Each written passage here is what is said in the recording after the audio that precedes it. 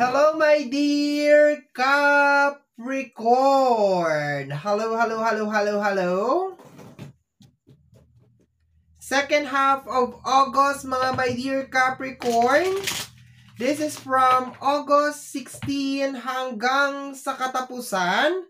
And of course, mga my dear Capricorn, this is a general reading. Saglit lang sa mga naghihintay ng reminder, my dear Capricorn, nahulog ang 5 of Wands. Hindi sila nagsasayawan dyan, my dear Capricorn. Yan ay energy ng nag-aaway, hindi nagkakasundo, hindi nagkakaunawaan. Tensyonado tong card na to, my dear. So, posible, my dear, sa second half of August, may ganito na eksena. Okay? Babalik ko lang siya. Okay, so reminder mga my dear Capricorn, ang gagawin natin ay general reading. So, hindi po ito 100% na magre-resonate para sa ating lahat. So, please mga my dear, lower your expectation pagdating po sa mga general reading. Last two shuffle na lang mga my dear Capricorn. Last two shuffle.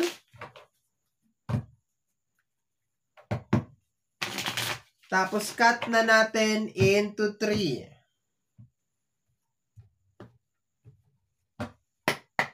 Let's start your reading. Capricorn. Second half of August. Capricorn. Nauna na yung 5 of Wands kanina. Okay. Dalawang card ang nahulog or nag-flip, my dear.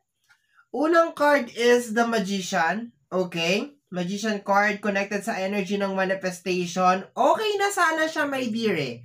Okay na sana siya. Kaso, may Knight of Wands. Ang Knight of Wands is energy of aggressive na energy, my dear. Okay? Aggressive na energy to, connected sa energy ng action. Okay? So, dito, my dear Capricorn, nakukuha ako na medyo nasa fast forward yung energy mo, my dear. Meron kang mga bagay na gusto mong gawin connected sa mga manifestation mo. Baka gusto mo mabilis. Baka gusto mo agad-agad. Okay, yun na nakukuha ako dito, my dear. Medyo may apurado yung energy. May quick na energy. Merong fast na energy akong nakukuha dito. Connected sa energy ng Magician. Kung Magician lang, my dear, wala tayong problema. Connected sa energy ng manifestation. There's a tendency, my dear, na ang second half of August is just more on manifestation. Kaso, may Knight of Wands. So, mabilisan ang mga bagay-bagay, my dear. Minamadali mo o inaapura mo ang mga bagay-bagay. And, kung i-connect natin kanina sa 5 of Wands, posibleng may mga tao na kumukontra sa mga bagay na gusto mong mangyari. Okay? Baka may mga nagsasabi, my dear Capricorn, relax, kalma. Ikaw naman, ayoko. Okay? Tingnan natin, my dear. Next card. Next card para sa ating mga my dear Capricorn, second half of August. We have here the Queen of Sword. Okay? May hinihintay ka, my dear. At nararamdaman ko dito, my dear, na parang wala kang pasensya or wala kang ganong kahabang oras para hintayin kung ano tong bagay na to. Ang pumapasok na scenario, my dear Capricorn, is parang meron kang gustong magpaliwanag sa'yo, my dear. And gusto mo, my dear, sagutin ka niya ng direct to the point.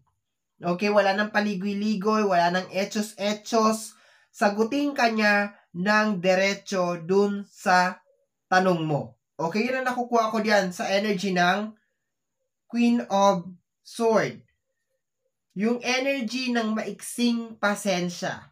Yung energy ng sagutin mo ako Meron kang gustong malaman and then sagutin mo ko ng direct to the point, walang paligoy-ligoy. Yun ang nakukuha ko dito, my dear.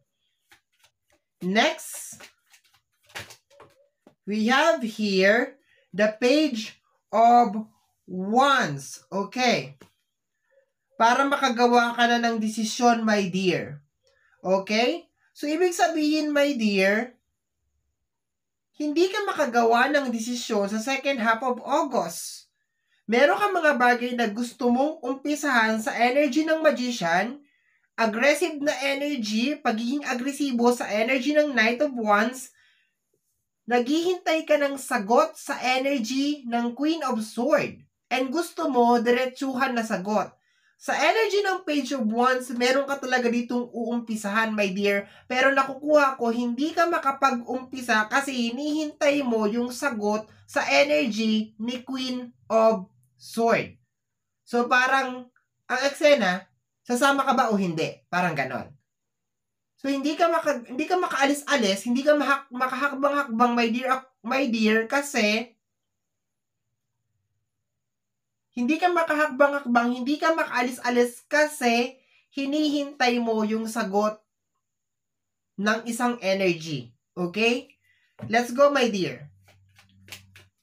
Nasa dulo ng dila ko kanina is yung zodiac sign, si Aquarius. Okay? Possibly you're dealing with Aquarius. Okay? Pero hindi ko kino-close yung ibang energy over here. Nandito si Magician. Nandito din ang air sign, nandito din ang fire sign, lamang ang fire sign which is Aries, Leo, and Sagittarius. And of course, si Taurus nandito. Okay, let's go. Pero nasa dulo ng dila ko is Aquarius. Baka hinihintay mo na sumagot sa'yo si Aquarius. Sagutin ka ni Aquarius. Okay? We have here the energy of the Judgment. Okay. So, posible din, my dear, baka meron din mga deadline. Okay, yun na nakukuha ko dito. Kaya medyo parang nape-pressure ka, naaaligaga yung energy mo kasi merong mga deadline. Tapos, meron pang pasaway na ayaw sumagot kaagad. Ayaw magdesisyon kaagad. Posible yung deadline is posible mga basic na deadline sa mga bills, deadline sa mga bayarin, mga ganon. But, sa malalim na energy, my dear, may kinalaman sa pag-move on mo sa buhay mo, my dear. So, parang nakabase sa isang tao or isang energy yung pag-move on mo. Nakabase sa sagot niya. Okay? Next, my dear, next energy is the Ace of Swords. Okay. So, gusto mo na ng pagbabago, my dear. Marami sa inyo ang gusto na talaga ng pagbabago sa buhay at minamadali mo to, my dear. Okay? Minamadali mo to. Big change, big transformation ang nangyayari dito, my dear. Kasi nga, nararamdaman mo na nga, my dear, it's about time. It's about time to make a change. Okay, we have here the Knight of Swords. Napapagod ka na, my dear, mag-isip. Okay? Napapagod ka na dun sa sitwasyon. Na-stress ka na dun sa sitwasyon. So, ang nakukuha ko lang talaga dito, my dear, meron akong pupuntahan, meron akong plano sa buhay, meron akong pangarap, sasama ka ba? Parang gano'n ang nakukuha ko dito, my dear. Or else, naghihintay ka ng confirmation. Okay? Kinuha mo ba? Nang babae ka ba? Niloloko mo ba ako? May mga ganun na eksena, my dear. Once na marinig mo yung sagot, that's the time na makakagawa ka na ng desisyon. Pag sinabi na oo, or makita mo yung eksaktong ebidensya dun sa tanong mo. Because may question dito, my dear, na nag-hold sa'yo kung bakit hindi ka makapag-decide. Pero nararamdaman ko dito, my dear, yung pressure sa energy ng due date or deadline at saka yung pakiramdam, my dear, na pagod ka na. Sa energy ng Ten of Swords. You are just tired. Okay? You are just tired of dealing sa ganitong sitwasyon. Okay? Or you're dealing sa kanya. Kung sino man to. You're just tired. Kumbaga parang tama na. Tama na sa mga kalokohan mo. Tama na sa mga kasinungalingan mo or something. Ayoko na. Parang ganon. So, mag-decide ka ngayon. Are you in or are you out? Sasama ka ba sa akin or hindi? Kampi ka ba sa akin or kampi ka sa kabila? Parang ganun nakukuha ko. Magtitino ka ba or hindi? Parang ganun nakukuha ko. Sa mga araw na to, my dear Capricorn, gusto mo ng diretsuhan na sagot. Okay? Para makapag-desisyon ka kaagad. At magpapainit ng ulo mo ang mga paligoy-ligoy na sagot o yung mga tao na hindi ka madiretso. Yung mga tao na posibleng lulusot pa, nahuli na, lulusot pa. Okay? Na corner na, lulusot pa. Yung mga ganun na eksena, my dear. Okay? Let's go. Next energy, my dear Capricorn, second half of August. Capricorn. Nahulog na yung dalawang card mo, my dear. So, isang card na lang ang kailangan natin. Ayusin lang natin ng very, very light. Medyo magulo ang ating, Teka lang, ha? Ayan, okay. So, we have here the Three of Wands. May travel. Meron kang gustong puntahan. Okay? Posible may kinalaman to sa career, may kinalaman sa opportunity, may kinalaman sa new beginnings. Nararamdaman mo, my dear, it's about time. Nandiyan na yung trend, nandiyan na yung sasakyan, nandiyan na yung barko, nandiyan na yung airplane, it's about time. Okay? At ayaw mo magsama ng pasaway. Ayaw mo magsama ng excess baggage. Kasi alam mo, babayaran mo eh. Diba? Parang ganun, ayaw mo magsama ng tao na hihilahin ka lang din pababa. Kaya, mahalaga sa iyo, my dear, sa second half of August na makita mo yung totoo sa tao. Malaman mo yung totoong sagot, yung kung ano ba talaga yung plano niya. Yung mahalaga yun. Kasi napapagod ka na mag-adjust, napapagod ka na maghintay, napapagod ka ng umunawa. You are just tired. Okay? Three of Wands, energy of travel. Marami sa inyo meron mga travel. We have here the energy of the Temperance. Okay? Ang nakukuha ko lang dito, alam mo yung typical na yung naranasan mo na ba, my dear, yung typical na magkikita kayo. Kunyari, tayong dalawa magkikita tayo sa labas. Tapos, para sabay tayong sasakay ng tren or sasakay tayo ng bus.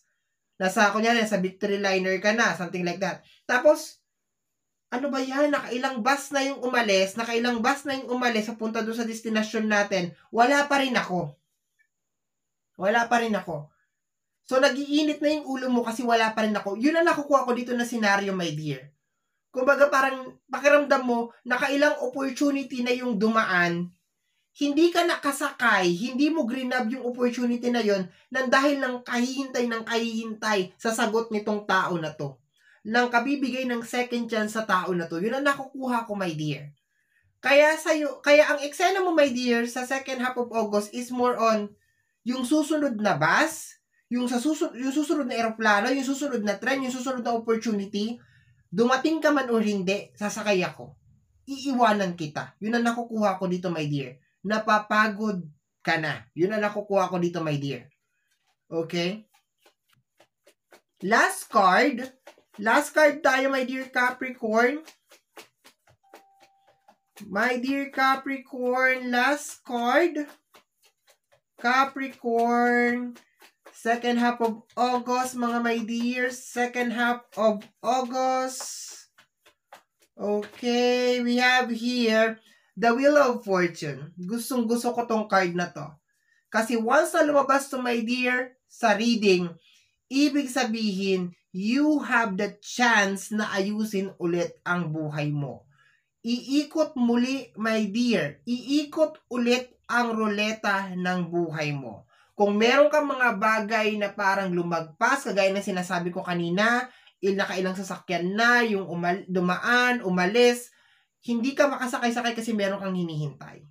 Sinasabi, my dear, ng ating card today na sa second half of August, dadaan ulit yung mga oportunidad na posibleng pinalagpas mo nang dahil sa kahihintay ng sagot, sa kabibigay ng second chance sa tao o sa isang energy.